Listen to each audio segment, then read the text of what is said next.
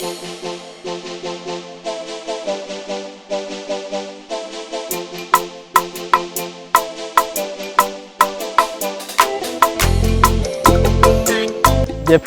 we have so looked forward to today. We thank God it's finally come to pass. The excitement, the joy, the love can be contained.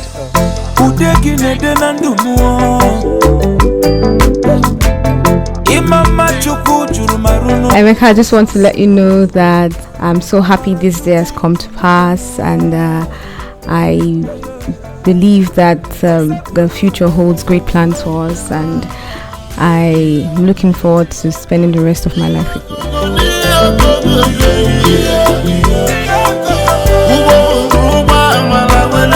I live to be blessings to even other couples and be living examples.